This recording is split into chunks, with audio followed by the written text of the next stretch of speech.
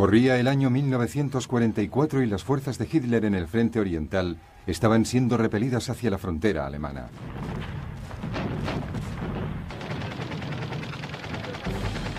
Pero Alemania no sabía aún que estaba a punto de enfrentarse a una nueva amenaza. En el oeste, las fuerzas aliadas habían estado preparando durante meses la apertura de un nuevo frente en el noroeste de Francia.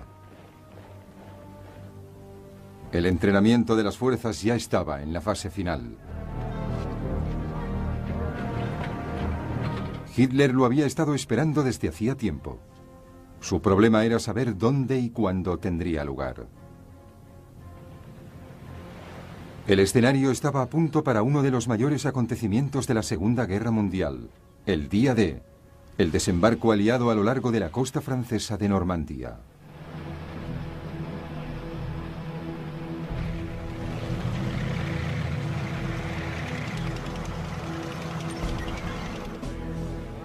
Desde los primeros años de la guerra, el primer ministro británico Winston Churchill estaba convencido de que en algún momento sería necesaria una invasión aliada de Europa del Norte.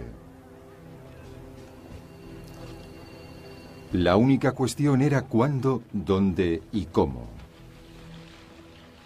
Para probar el desembarco, las fuerzas británicas ya habían realizado una serie de operaciones de entrenamiento.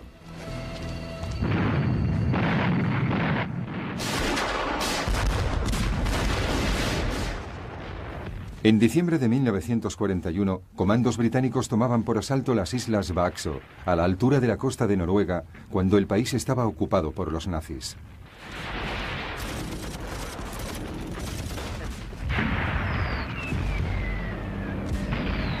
Se trataba de un intento de explorar las defensas alemanas y de retener a las tropas de Hitler en el norte. Antes de retirarse, los comandos volaron una fábrica de aceite de pescado y las defensas costeras.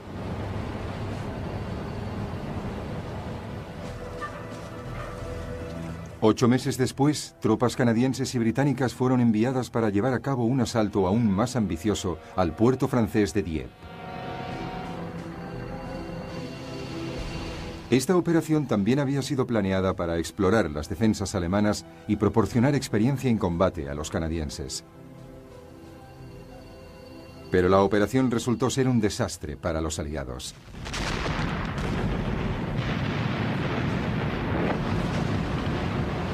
En cuanto las lanchas de desembarco se acercaron a la playa principal, fueron recibidas por el fuego fulminante del enemigo.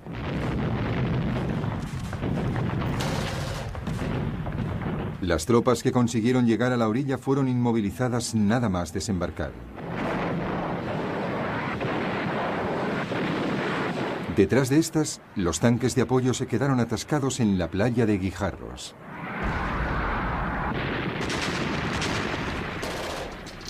Algunos soldados consiguieron escalar el dique.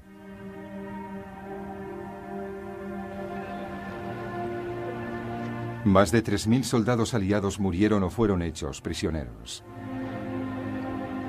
Gran Bretaña había aprendido una lección importante: no intentar jamás un asalto directo a un puerto ocupado por los alemanes.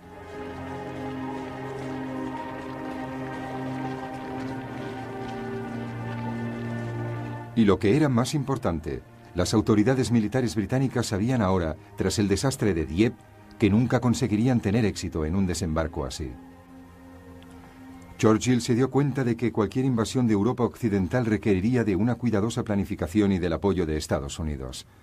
En una conferencia de los aliados en Washington, en abril de 1943, Churchill y el presidente de Estados Unidos, Franklin Roosevelt, fijaron finalmente una fecha.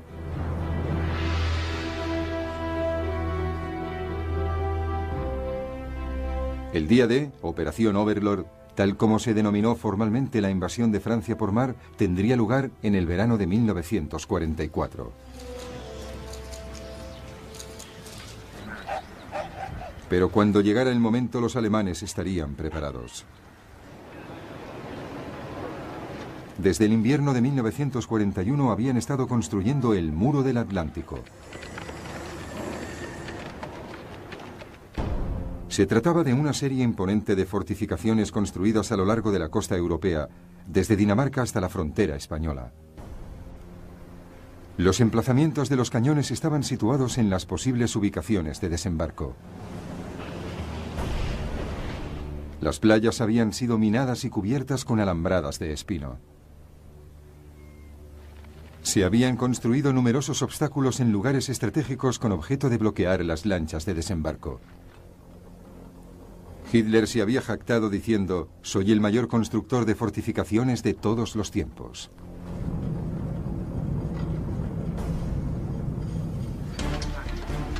En el verano de 1942, tras el ataque aliado a Dieppe, las obras en el muro del Atlántico se habían intensificado.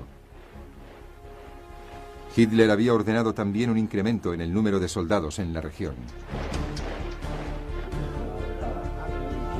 El comandante primero alemán en el oeste, el mariscal de campo Gerd von Rundstedt, había recibido 15 divisiones adicionales.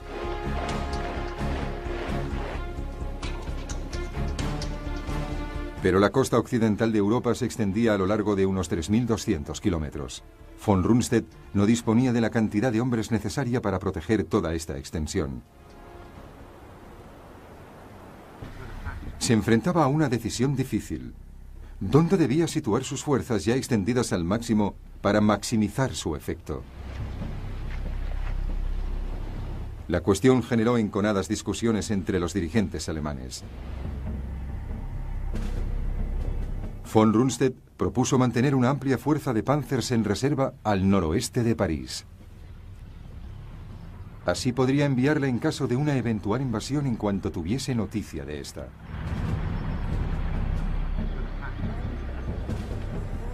Pero el enormemente respetado mariscal de campo Erwin Rommel, comandante de las tropas que cubrían el sector que se extendía desde Holanda a lo largo de la costa francesa hasta el Loira, tenía otro punto de vista.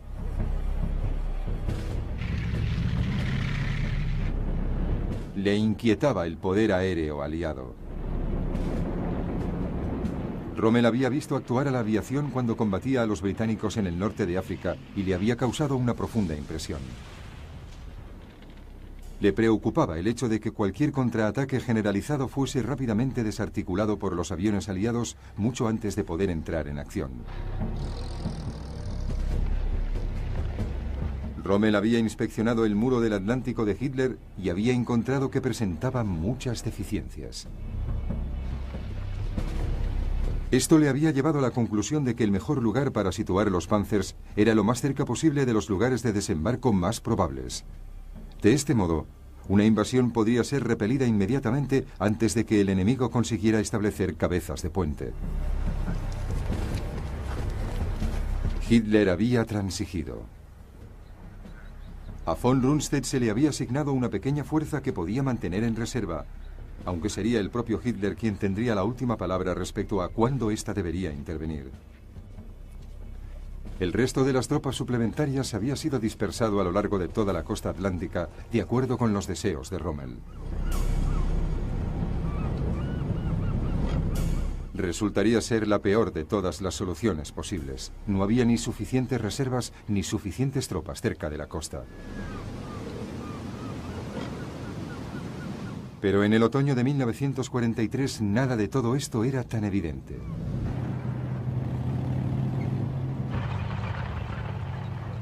En Gran Bretaña, los estrategas aliados estaban intentando resolver por su parte el problema de la ubicación, es decir, ¿cuál sería el mejor lugar para desembarcar? El jefe del Estado Mayor de Planificación, el general Frederick Morgan, comprendió enseguida que había dos opciones muy claras: el paso de Calais y Normandía. La del paso de Calais era claramente la favorita. Representaba la vía más corta para cruzar el mar y ofrecía la vía directa hacia Alemania.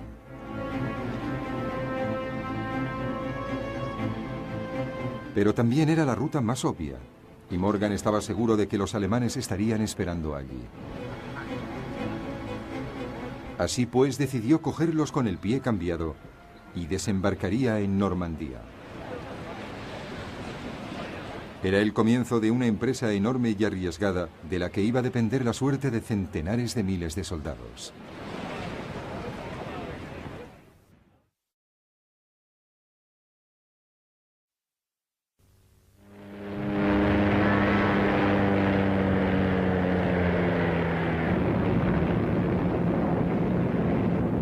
En el otoño de 1943, los aviones de reconocimiento aliados recorrieron las playas del norte de Francia.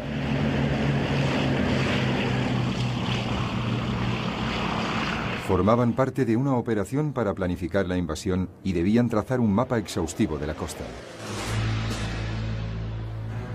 Las fortificaciones del muro atlántico eran vigiladas por la resistencia francesa. Equipos reducidos de aliados se deslizaron hasta la orilla por la noche para recoger muestras con objeto de verificar si se podrían desembarcar vehículos blindados. En la historia de la guerra, jamás una costa había sido reconocida con tanto detalle. Pronto se vio claramente que el desembarco requeriría algún tipo de instalación portuaria. Pero la desastrosa operación de Dieppe en 1942 había demostrado que un asalto directo a un puerto ya ocupado por los alemanes era demasiado peligroso.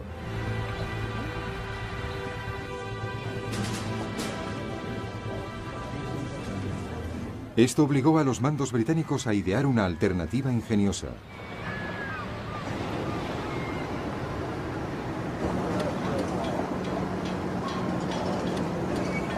En Gran Bretaña se construirían unas cajas de cemento huecas de proporciones gigantescas que más tarde podrían ser remolcadas hasta la costa francesa. Una vez allí serían hundidas en el mar con objeto de formar un puerto artificial. Se las conocía por su nombre en clave, las Mulberries.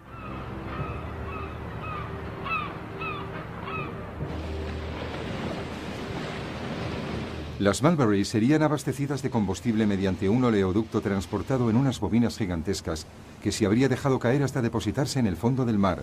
Se le puso el nombre de Pluto, Pipeline Under the Ocean, oleoducto bajo el océano, y se extendería a lo largo de unos 160 kilómetros. La estación de bombeo situada en la isla de White fue disimulada como si fuese una fábrica de helados. Pero el asalto a Dieppe había revelado otro problema.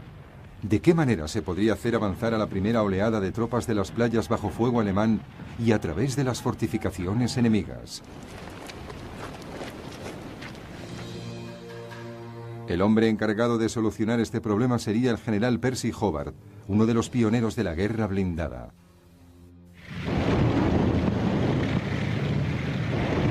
Hobart ideó una serie de dispositivos ingeniosos que los soldados llamaban fannies o bichos raros. Incluían máquinas tan extraordinarias como tanques flotantes con lanzallamas, tanques con golpeadores de cadenas para desminar el terreno, el bobbin para hacer pistas de firme sólido sobre la arena o los guijarros, una rampa blindada para trepar por las paredes de la playa,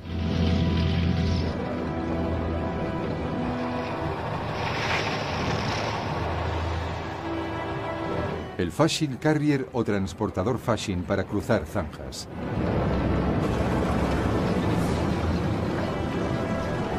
y el tanque puente para superar obstáculos mayores.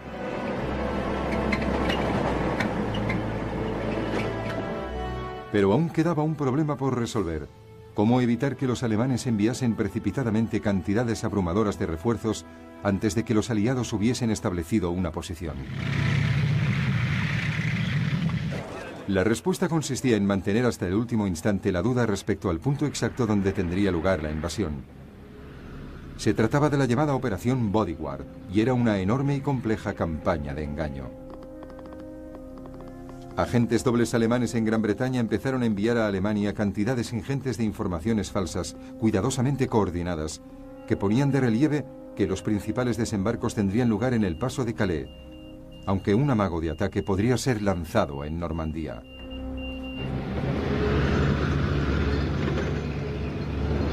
Para enredar aún más las cosas, los militares aliados crearon una unidad ficticia del ejército, el llamado Free Jewish Army Group, o FUSAG, el primer grupo del ejército de Estados Unidos. Este grupo estaba estacionado en Caen, exactamente enfrente del paso de Calais, de manera muy evidente. El hombre al cargo de esta unidad era el general norteamericano George Patton, que había sido retirado de las operaciones en Sicilia después de bofetear a soldados traumatizados por la guerra.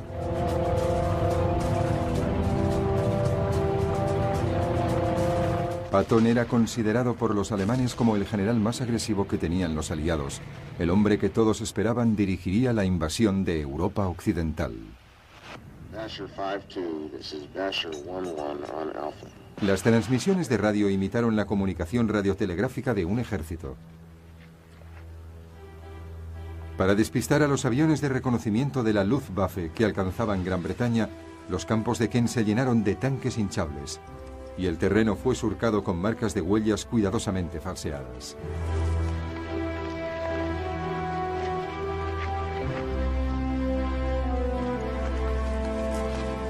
Había aviones ficticios hechos con madera y lona.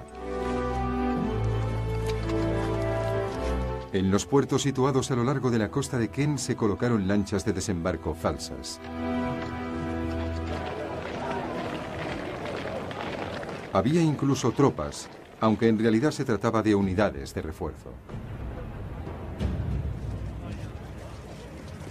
A finales de 1943, los aliados designaron al general estadounidense Dwight Eisenhower como comandante supremo aliado para la invasión de Europa. El general británico Bernard Montgomery estaría al mando absoluto de las primeras tropas de asalto. El día D, tal como se acabó conociendo, se fijó para el 5 de junio de 1944.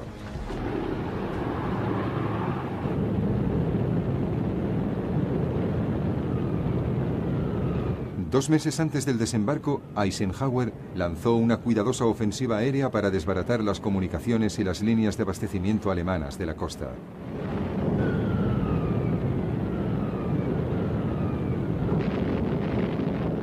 Una vez más se había planeado todo cuidadosamente para dar la impresión de que el verdadero objetivo aliado era la región de Calais.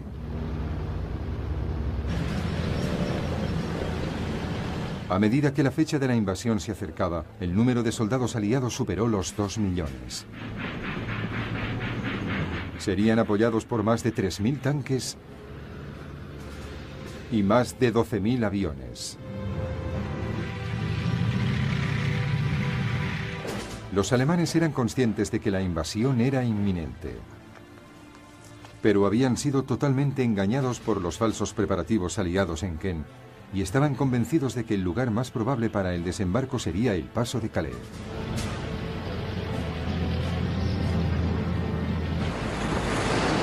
Todo parecía estar bajo control para los aliados. Las tropas recibieron las últimas instrucciones. Pero el tiempo, que hasta entonces había sido cálido y soleado, se volvió en su contra. La lluvia empezó a caer con fuerza. En el Canal de la Mancha el tiempo era borrascoso y había muy poca visibilidad.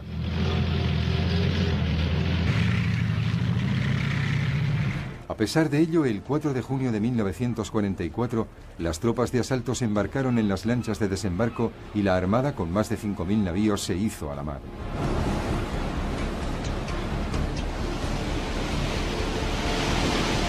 Seguía lloviendo con tanta fuerza que aquel mismo día se decidió posponer la invasión. Los barcos volvieron a puerto y las tropas de asalto se tuvieron que enfrentar a una tensa espera que ponía los nervios a prueba.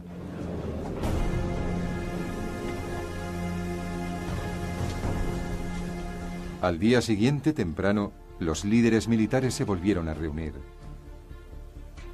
Los comandantes navales y el general Montgomery estaban impacientes por llevar a cabo la operación. Pero los comandantes aéreos tenían dudas. Les preocupaba que la visibilidad no fuera suficiente para poder proporcionar un soporte aéreo efectivo. Tras un prolongado silencio, Eisenhower levantó la mirada y dijo: «De acuerdo, vamos allá».